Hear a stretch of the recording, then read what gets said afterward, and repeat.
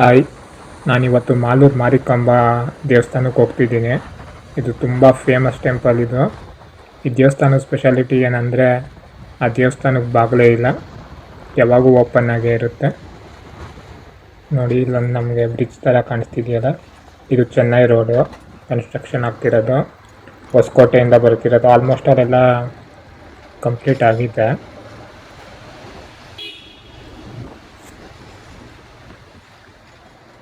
ನೋಡಿ, ನಮ್ಮ ಲೆಫ್ಟಲ್ಲಿ ಅಲ್ಲಿ ಬ್ರಿಡ್ಜ್ ಥರ ಮಾಡ್ತಿದ್ದಾರೆ. ಅದು ರೈಲ್ವೆ ಟ್ರ್ಯಾಕ್ ಇದೆಯಲ್ಲ, ಟ್ರ್ಯಾಕ್ ಮೇಲೆ ಬರೋದದು.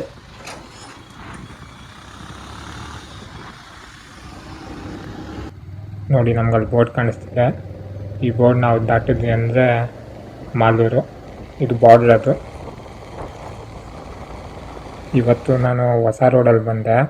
ಈ ರೋಡಲ್ಲಿ ಯಾವತ್ತೂ ಬಂದಿರಲಿಲ್ಲ, ಫಸ್ಟ್ ಟೈಮ್ ಶಾರ್ಟ್ಕಟ್ ಅಂತ ಬಂದಿದ್ದೀನಿ. ನೋಡೋಣ ರೋಡ್ ಹೇಗಿದೆ ಅಂತ. ಇದು ವೈಟ್ ಫೀಲ್ಡಿಂದ ಮಾಲೂರು ಟ್ರೈನ್ ಬರುತ್ತಲ್ವ, ಆಗ ನಮ್ಗಲ್ಲಿ ಇನ್ನು ರೈಟಾಗಿ ನೋಡಿದ್ರೆ ಒಂದು ಸಣ್ಣ ರೋಡ್ ಕಾಣಿಸುತ್ತೆ. ನೀವೆಲ್ಲ ನೋಡಿರ್ತೀರ ಟ್ರೈನಲ್ಲಿ ಹೋಗುವಾಗ. ನೋಡಿ, ಆ ರೋಡು ಹೇಗಿರುತ್ತೆ ಅಂದ್ಕೊತಾ ಇರ್ತೀವಿ. ನೋಡಿ, ಅದೇ ರೋಡಲ್ಲಿ ಹೋಗ್ತಿದ್ದೀನಿ ನಾನು ಇವತ್ತು ಡೀಟೇಲಾಗಿ ತೋರಿಸ್ತೀನಿ. ಆ ದೇವಸ್ಥಾನ ಹೇಗಿದೆ ಅದ್ರ ಬಗ್ಗೆ ಸ್ವಲ್ಪ ಸ್ಟೋರಿನೂ ಹೇಳ್ತೀನಿ.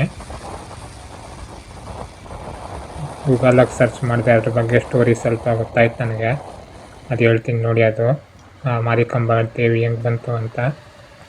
ಒಂದು ದೊಡ್ಡ ಅಕ್ಕಿ ಮಾಲೂರು ಪ್ರದೇಶದಲ್ಲಿ ವಾಸಿಸುತ್ತಿತ್ತಂತೆ. ಅದೊಂದು ದೈವಿಕ ಅಕ್ಕಿಯಾಗಿದ್ದು ಜನರ ಸಮಸ್ಯೆಗಳು ಪರಿಹಾರ ಕೊಡ್ತಿತ್ತಂತೆ, ಸಹಾಯ ಮಾಡ್ತಿತ್ತಂತೆ. ಒಂದು ದಿನ ಅಕ್ಕಿಯು ದೇವತೆ ಮಾರಿಕಾಂಬನ ರೂಪಕ್ಕೆ ಬದಲಾಯಿತಂತೆ. ಅಕ್ಕಿ ಅವನು ತನ್ನ ಶಕ್ತಿಯಿಂದ ಪರಿಸರವನ್ನು ರಕ್ಷಿಸುತ್ತಿದ್ದ ಮತ್ತು ಜನರಿಗೆ ಸಹಾಯ ಮಾಡುತ್ತಿತ್ತಂತೆ. ಮಾರಿಕಾಂಬಾ ದೇವತೆ ಆರಾಧನೆ ಮಾಡುವವನನ್ನು ಕಟ್ಟುಕತೆ, ಧೈರ್ಯ ಮತ್ತು ಆರೋಗ್ಯವನ್ನು ನೀಡುತ್ತಾನೆ ಎಂದು ನಂಬಿಕೆ ಇದೆ. ಮಾಲೂರು ದೇವಾಲಯದಲ್ಲಿ ಪ್ರತಿ ವರ್ಷವೂ ಒಂದು ಪೂಜೆ ಜರುಗುತ್ತದೆ. ಈ ಕತೆ ನಾವು ದೇವತೆಗೆ ನಂಬಿಕೆಯಿಂದ ಪ್ರಾರ್ಥನೆ ಮಾಡಿದರೆ ನಾವು ಪ್ರಾಪ್ತಿಗಳನ್ನು ಪಡೆಯಬಹುದು ಎಂದು ಹೇಳಲಾಗುತ್ತದೆ. ಮಾರಿಕಾಂಬಾ ದೇವತೆ ನಮ್ಮ ಜೀವನದಲ್ಲಿ ಶಾಂತಿ, ಆರೋಗ್ಯ ಮತ್ತು ಆಯಸ್ಸು ತರುವ ಸಹಾಯ ಮಾಡುತ್ತದೆ. ಇದು ತುಂಬ ಹಳೆ ದೇವಸ್ಥಾನ, ಇದು ಫೇಮಸ್ ಟೆಂಪಲ್ಲು. ನೋಡಿ, ಹಳ್ಳಿಗಳ ಮೇಲೆ ಬರ್ತಿರೋದು ನಾವು. ಚಿಕ್ಕ ರೋಡು ಇದು.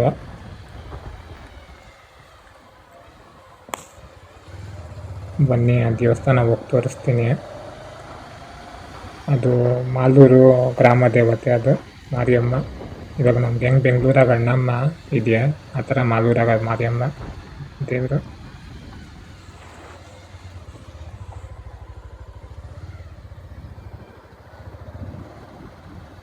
ಇದ್ಯಾವುದೋ ಹಳ್ಳಿ. ಮತ್ತು ಮಾಲೂರು ಸಂತೆ ಇರುತ್ತೆ, ಆ ಸಂತೆ ರೋಡಲ್ಲಿ ಹೋಗ್ತಾ ಇರೋದು. ನೋಡೋಣ ಹೇಗಿದೆ ಅಂತದನ್ನು. ನೋಡಿ, ರೋಡೆಲ್ಲ ಖಾಲಿ ಇದೆ, ಆರಾಮಾಗಿ ಹೋಗ್ಬೋದು.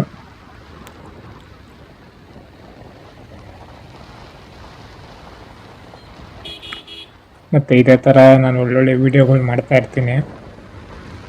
ನೀವು ಯಾವುದಾದ್ರೂ ಪ್ಲೇಸ್ ಸಜೆಸ್ಟ್ ಮಾಡಿ, ಅದ್ರ ಬಗ್ಗೆನೂ ಸ್ವಲ್ಪ ರಿಸರ್ಚ್ ಮಾಡಿ ಅದ್ರ ಬಗ್ಗೆನೂ ವೀಡಿಯೋ ಮಾಡ್ತೀನಿ.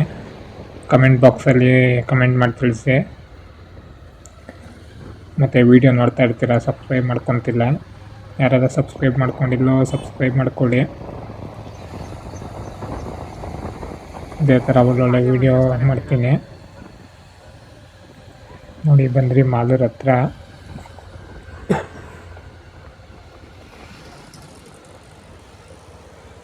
ಈಗ ನಾವು ಬಂದಿದ್ದಲ್ಲಿ ನೋಡಿ, ಅಲ್ಲಿ ವಿಷ್ಣುವರ್ಧನ್ ಶಂಕರ್ನ, ಪುನೀತ್ ರಾಜ್ಕುಮಾರ್ ಅವ್ರ ಪ್ರತಿಮೆ ಇದೆ. ಈಗ ನಾವು ಬಂದಾಗ ಫುಲ್ಲು ಖಾಲಿ ಇತ್ತು, ಮನೆ ಏನೂ ಇದ್ದಿಲ್ಲ. ಇಲ್ಲಿ ಬಂದ ತಕ್ಷಣ ಫುಲ್ಲು ಮನೆ ಜನ ಹೇಗಿದೆ ನೋಡಿ.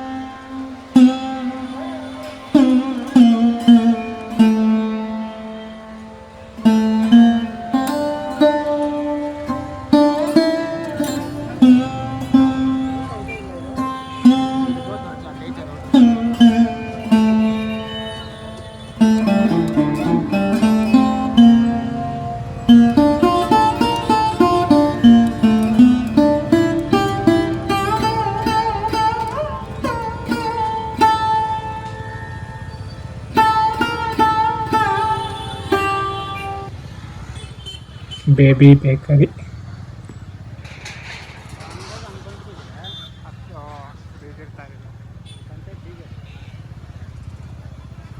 ಇದು ತುಂಬ ಹಳೆ ದೇವಸ್ಥಾನ. ಬಂತೊಂದ್ಸತಿ ಹೋಗಿ ನೋಡಿ. ಯಾರೆಲ್ಲ ನಾನು ಈ ವಿಡಿಯೋ ನೋಡ್ತಾ ಇದ್ದೀರಾ, ಒಳ್ಳೇದಾಗುತ್ತಂತ. ನಾವೇನು ಅನ್ಕೊತಿರೋ ಅದೆಲ್ಲ ಆಗುತ್ತಂತ.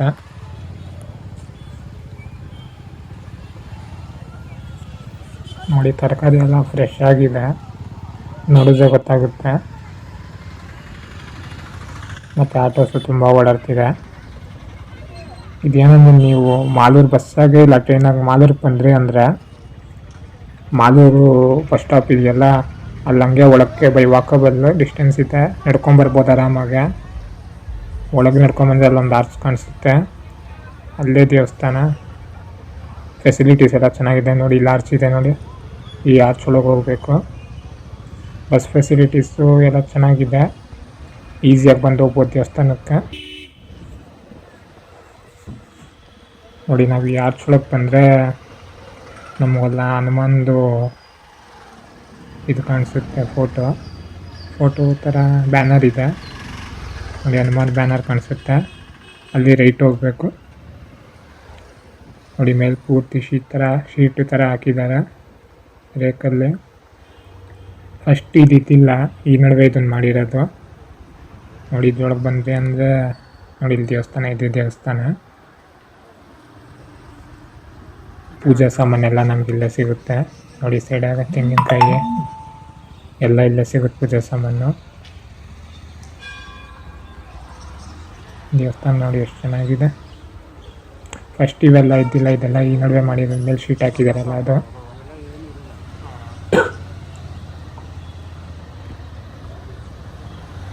ಈ ಬಿಸಿಲು ಬಂದರೂ ಬಿಸಿಲು ಆಗಲ್ಲ ಇದರಿಂದ.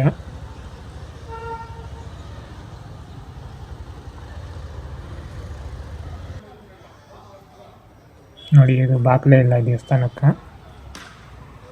ಇಲ್ಲಿ ಆಚೆ ಕಾಲು ತೊಳೆಯೋಕ್ಕೆ ನೀರಿನ ವ್ಯವಸ್ಥೆ ಎಲ್ಲ ಮಾಡಿದ್ದಾರೆ.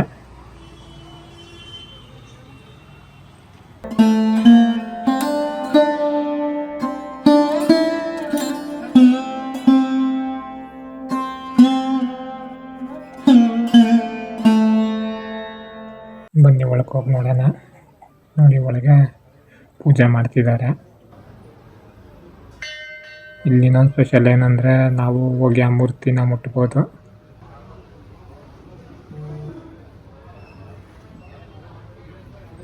ಇದೇ ಥರ ಒಳ್ಳೊಳ್ಳೆ ವಿಡಿಯೋ ಮಾಡ್ತಿರ್ತೀನಿ.